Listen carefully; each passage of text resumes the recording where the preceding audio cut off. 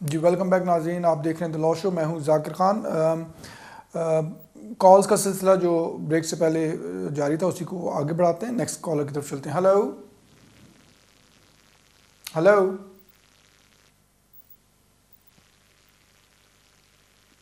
Hello. Hello, अस्सलाम वालेकुम जी। जी वालेकुम सलाम। कौन सा बोल रहे हैं? हाँ जी जी, मैं बर्मिंघम से राजा बोल रहा हूँ। जी राज साहब बोलिए, क्या सवाल है आपका? हाँ जी, पहली गल तो आपका प्रोग्राम बहुत अच्छा है। बहुत शुक्रिया जी, बहुत शुक्रिया। आप हाँ बोलिए जी, क्या सवाल है हाँ। आपका? हाँ जी, सवाल ये है कि मैं जहाँ ब्रिटिश हूँ और मेरा 2 साल का बेबी है, वो भी ब्रिटिश है। तो मेरी वाइफ जो स्टूडेंट पर आई थी, तो पहले हमने उनकी फाइल की थी तो वो रिफ्यूज कर दी थी। हमने वो डिलीवरी की, उन्होंने रिपोर्ट मांगी थी तो हमने उसकी कापी कापी भेज दी थी, हम्म। तो उन्होंने रिफ्यूज कर दिया था। तो अब हमने फाइल लगाई, अभी 5 मंथ हो गए हैं। तो 1 मंथ पहले उनका, पहले 1 मंथ में फिंगर आ गया था, अभी 5 मंथ हो गए हैं, कोई जवाब नहीं आया उनका।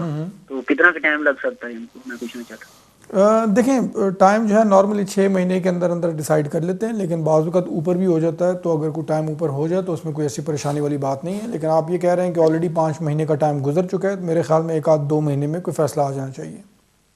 ओके, तो वो जैसे मैंने बेबी का ब्रिटिश पासपोर्ट, मेरा पासपोर्ट वगैरह सब कुछ भेजा हुआ है, नोटबुक वगैरह उनकी। जी जी। जी, तो कोई ऐसी बात नहीं जैसे वो टाइम ज्यादा लगा रहे हैं, या मैं समझा नहीं कि कैसी बात। कि जैसे कोई इंटरव्यू वगैरह को। देखिए, इंटरव्यू अगर करना हो तो वो बुला लेंगे आपको, उसमें कोई ऐसी बात नहीं है। आपका जो है, अगर आपने पासपोर्ट वगैरह भी भेजा है तो उसमें कोई ऐसी परेशानी वाली बात नहीं है। आप फ़िलहाल वेट करें। मैंने जैसा कहा है, मेरे ख्याल में 1 आध 2 महीने में जो है कोई डिसीजन आ जाएगा। अगर 1 आध 2 महीने तक कुछ भी नहीं आता तो फिर आप उनको होम ऑफिस को लिखें ज़रूर, या उनसे रब्ता करें कि भाई इतना टाइम गुजर गया, आपने केस का अभी तक फ़ैसला नहीं दिया, उनको रिमाइंडर भेजें। बहुत शुक्रिया। नेक्स्ट कॉलर की तरफ चलते हैं। हेलो। हेलो, अस्सलाम वालेकुम। जी आई एम वालेकुम सलाम। Sorry, I am calling you again. मैंने अभी आपको थोड़ी देर पहले फोन किया था वो बैंक स्टेटमेंट उनको चाहिए थी, मैंने सेंड की है। मुझे ये पूछना कि वो मुझे डॉक्यूमेंट जब सेंड वापस करेंगे, पहले मुझे फोन करेंगे कि खुद से ही वो मुझे बाय पोस्ट सेंड कर देंगे? नहीं, फ़ोन आपको नहीं करेंगे, वो बाय पोस्ट ही आपको सब कुछ भिजवा देंगे। ऑलराइट, ओके, जी थैंक यू सो मच। बहुत शुक्रिया, thank you very much. Next caller की तरफ चलते हैं। Hello hello hello. Hello. Hello, अस्सलाम वालेकुम जी। जी वालेकुम सलाम। जी कौन सा बोल रहे हैं जी और क्या सर, सवाल है? मेरा क्वेश्चन ये है कि मेरी एक्सटेंशन है स्पाउस वीज़े की। मैंने 5 तारीख की सेम डे सर्विस पे ली है। हम्म।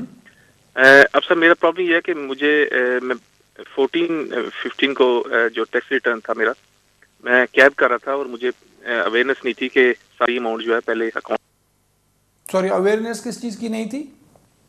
एक्सपेंस करने के बाद अपना जो बचता था वो मैं अकाउंट में करवा रहा था। मैं तो मुझे मैंने जो सॉरी, टैक्स आप रिटर्न आवाज़ भेजी है, आवाज़ ज़रा कट कट के आइए। आपने 2014-15 के टैक्स रिटर्न की बात कर रहे हैं, और क्या अवेयरनेस थी आपको? हाँ जी, वो टैक्स रिटर्न मैं कैब कर रहा था और मुझे अवेयरनेस नहीं थी। तो मैं क्या कर रहा था कि अपने एक्सपेंस करने के बाद बाकी जो कैश थी वो मैं अकाउंट में जमा करवा रहा था। अच्छा। अब मेरे एडवाइजर ने मुझे बताया कि वो सारी कैश एक्चुअली अकाउंट में जानी चाहिए, अदरवाइज होम ऑफिस उसको एक्सेप्ट नहीं करेगा। तो मैंने टैक्स रिटर्न तो भेज दिया है, जिसमें मेरे अकाउंटेंट ने मेरी जो आफ्टर एक्सपेंस है वो 18,600 डिक्लेयर की है। अब सर मुझे ये बताएं कि अगर मुझे सेम डे में अगर वो रिफ्यूज़ करते हैं, बिकॉज मेरी वो सारी अमाउंट बैंक में नहीं गई और मैं 20 दिन, मेरे वीज़ा एक्सपायर हो रहा है एंड ऑफ फेब में और मैं 20 डेज पहले जा रहा हूँ सेम डे सर्विस में, अगर मुझे रिफ्यूज़ करते हैं तो मेरे पास कोई और चांसेस है? मेरा बेटी मेरी जो है वो ब्रिटिश है और वाइफ भी ब्रिटिश है। तो ये प्लीज़ मुझे अगर बताएं अगर कोई और चांसेस हैं इन केस अगर रिफ्यूज़ होता है तो। देखें, कोई और चांसेस से क्या मतलब है कि इसके अलावा? नहीं, मतलब मैंने बताया ना कि मेरा जो टैक्स रिटर्न है वो तो मैं 18,600 मेरा ठीक है, वो तो लेकिन जो एक्चुअल में अमाउंट थी सारी वो मेरे अकाउंट में नहीं गई, क्योंकि मैं कैब कर रहा था, कैश हैंडलिंग का काम था। अभी तक आपके तो पास, बेसिकली सॉरी मैं आपकी बात काट रहा हूँ, आपके पास अभी 2.5 साल का स्पाउस वीज़ा है कि आप पहली मरतबा हाँ अप्लाई जी, करें? अभी अभी मैंने एक्सटेंशन में जाना है, 5 तारीख की मेरी डेट अभी है। आपकी एक्सटेंशन की एप्लीकेशन है। हाँ जी। देखें, बात यह है कि आप जो है फ़र्क कितना कितना अंदाज़न फ़र्क आ रहा है कि 18,600 और आपके अकाउंट में कितना? मतलब जो मैंने साल की टोटल डिक्लेयर किया वो तो है कुछ 34,000 समथिंग। एक्सपेंस निकाल के तो वो तो मेरी बन जाती है कोई 18,900 पाउंड बनती है। बट प्रॉब्लम ये है कि मेरी मतलब जो बैंक में पैसे गए हैं ना, वो तकरीबन कुछ 17-18 हज़ार गए हैं। 17 हज़ार का कोई डिफरेंस आ रहा है, जो एक्चुअली मैंने एक्सपेंस में यूज किया है सारा पैसे। शुरू में अवेयरनेस भी थी, पहले साल में मैनेजमेंट मेरे अकाउंट ठीक है, जो आफ्टर अप्रैल टू जनवरी तक मैंने मैनेजमेंट अकाउंट बनाया है वो एक्यूरेट है। उससे पहले मुझे पता नहीं था कि किस तरह करना है, तो ये डिफरेंस आ रहा है। लेकिन मुझे पता चला है कि वो इस तरह नहीं एक्सेप्ट करते। जी। तो क्योंकि मेरे वीजे को 5 को जाऊंगा तो अभी 20 डेज रहते होंगे। देखिए मैं सोच रहा था आपको 5 में जाएंगे और खुदा न खास्ता वो रिफ्यूज़ करते हैं तो अगर नॉर्मली अगर 28 दिन से कम रहते हो तो आपको वो अपील का राइट दे देते हैं, लेकिन अगर वो नहीं देते तो फिर आप दोबारा कोई भी एप्लीकेशन जो है वो कर सकते हैं विद इन अपने वीज़े ख़त्म होने से पहले। ऑब्वियसली ये देखना पड़ेगा कि होम ऑफिस का डिसीजन क्या होता है। बाज़ औक़ात जो है ये उनकी डिस्क्रेशन है केस वर्कर की, अगर वो सेटिस्फाइड है कि आपकी इनकम जेन्युइन है डॉक्यूमेंट्स देखने के बाद, तो वो ज़रूरी नहीं है कि इस चीज़ को क्वेश्चन करे कि जी आपका सारा पैसा जो है आपके अकाउंट में नहीं गया। तो ये केस वर्कर की डिस्क्रेशन है। और जैसा कि मैंने कहा है, अगर वो रिफ्यूज़ करता है, आपको राइट ऑफ अपील नहीं देता क्योंकि आपका जो है अभी टाइम रहता है, तो आप या तो फिर नई एप्लीकेशन कर सकते हैं विद द एक्सप्लेनेशन जो भी आपकी जो मसला था, और अगर आपको राइट ऑफ अपील देते हैं तो फिर आप उसको अपील कर सकते हैं। तो मेरा मशवरा फ़िलहाल तो यही होगा कि जब आपको फ़ैसला आता है तो उसके हिसाब से फिर आप मज़ीद जो है वो एक्शन लीजिएगा। जी बहुत शुक्रिया। नेक्स्ट कॉलर की तरफ चलते हैं। Hello hello. जी हेलो। हेलो जी, कौन सा बोल रहे हैं? जी इमरान बोल रहा हूँ बर्मिंघम से। जी अस्सलाम वालेकुम इमरान साहब, बोलिए क्या सवाल है आपका? जी मैं वकील साहब से, जाकिर साहब से बात करना। जी मैं बात कर रहा हूँ, आपकी इस वक्त कॉल लाइव टीवी पे है, बोलिए क्या सवाल है आपका? जी आपकी सॉरी आवाज़ क्लियर नहीं आ रही, ज़रा दोबारा बोलिए प्लीज़। जी जी आवाज़ आ रही?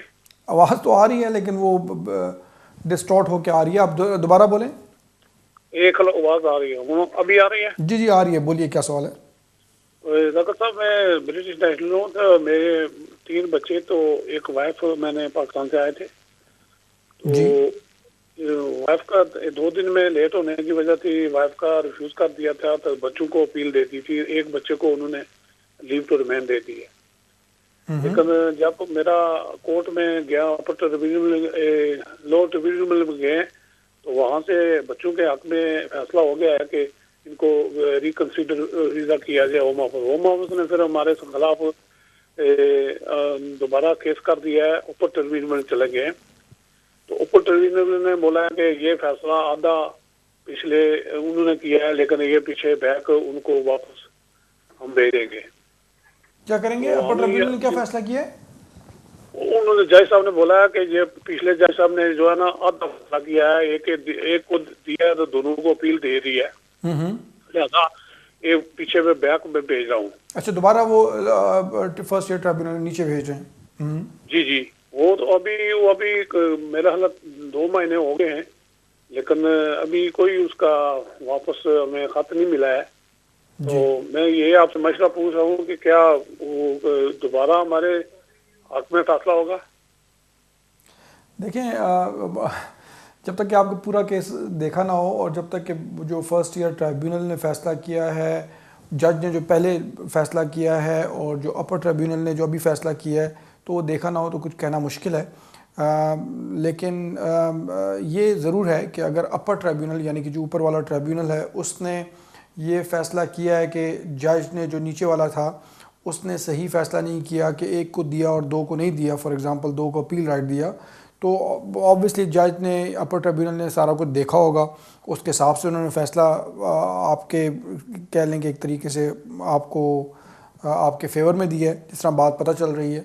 तो अगर दोबारा फर्स्ट ईयर ट्रिब्यूनल के पास जाता है तो जो मैंने आपसे सुना है उस हिसाब से तो लगता ये है कि जो मुझे आपकी बात की समझ पड़ी है जो सवाल की, तो उस हिसाब से तो लगता यही है कि इंशाल्लाह फ़ैसला जो है वो आपके हक़ में हो सकता है। लेकिन जैसा कि मैंने कहा है, जब तक कि पूरा कोर्ट का, अदालत का डिसीजन देखा ना हो जो कि अपर ट्रिब्यूनल ने किया है, तो उसको देखे बगैर ज़रा मशवरा देना मुश्किल है।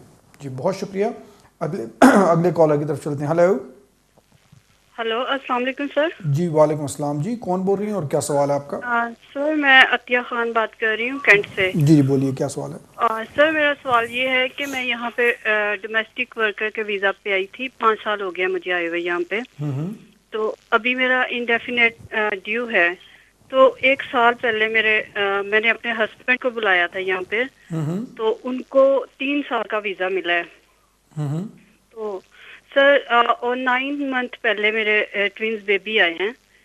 तो मैंने ये पूछना है कि अब मैं इंडेफिनेट के लिए अप्लाई करूंगी तो क्या मेरा हस्बैंड मेरे साथ अप्लाई कर सकता है, और क्या हम दोनों के साथ मेरे बेबीज का भी अप्लाई करना चाहिए इंडेफिनेट, या उनको फिर बाद में करना चाहिए? लेकिन जहाँ तक बच्चों का सवाल है ना, तो वो तो ये है कि जब आपको इंडेफिनेट मिल जाता है तो फिर बजाय अभी बच्चों को अपने साथ अप्लाई करने के, क्योंकि अभी फिर आपको उनकी होम ऑफिस की फ़ीस वगैरह भी देनी पड़ेगी। तो अगर आपको इंडेफिनेट मिल जाता है तो बच्चों को आप डायरेक्ट रजिस्टर करा सकती हैं ब्रिटिश सिटीजनशिप के लिए, यानी कि वो आप बजाय उनको इंडेफिनेट अप्लाई करने के लिए, जब आपको इंडेफिनेट मिल जाता है, बच्चे चूँकि यहाँ पे पैदा हुए हैं, आप उनको डायरेक्ट नेशनलिटी के लिए अप्लाई कर सकती हैं। ठीक है, ये तो बच्चों के सिलसिले में बात हो गई। जो आपके हस्बैंड की बात है, आपके हस्बैंड आए यहाँ पे कब थे? सर वो अक्टूबर में आए थे, लास्ट ईयर 2014 में। अक्टूबर 2014 में। तो मेरा तो नहीं ख्याल कि आप उनको जो है साथ इंडेफिनेट के लिए अप्लाई कर सकते हैं। उनके लिए जब आपको इंडेफिनेट मिल जाता है तो उनके लिए आपको स्पाउस वीज़े के लिए अप्लाई करना पड़ेगा, spouse of a settled person. जब उनको उसके बाद फिर वो इंडेफिनेट के लिए एलिजिबल होंगे। अभी आप उनको एज ए डिपेंडेंट अपने एप्लीकेशन पे इंडेफिनेट के लिए मेरे हिसाब से नहीं अप्लाई कर सकती। बहुत शुक्रिया, बहुत शुक्रिया, अल्लाह हाफ़िज़। नेक्स्ट कॉलर की तरफ चलते हैं। Hello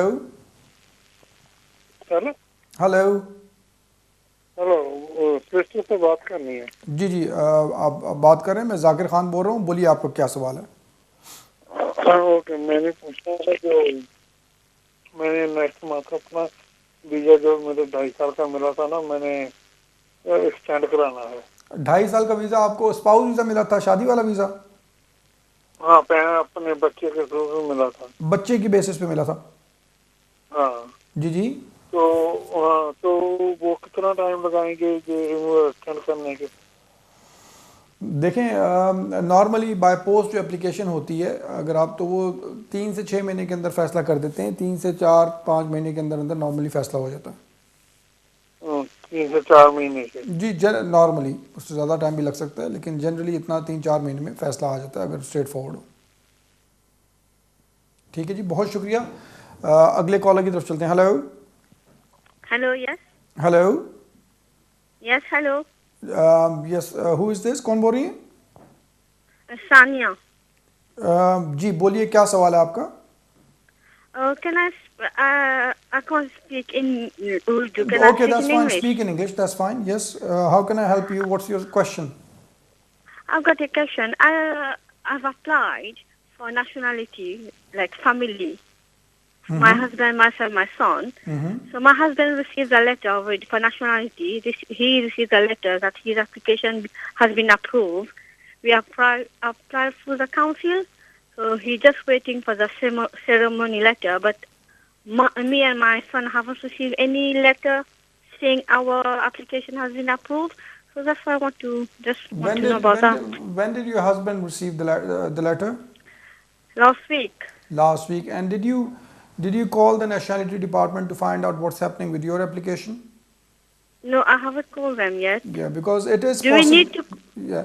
No, I mean, I don't see any problem. It is possible. I mean, it happens sometimes that if you apply together, one person would receive a approval letter first, then you would receive a letter afterwards. So I wouldn't be too much worried about it. If you don't receive anything in about a week or 2 weeks time, then you can call them up and find out exactly what's happening with yours and your child's application.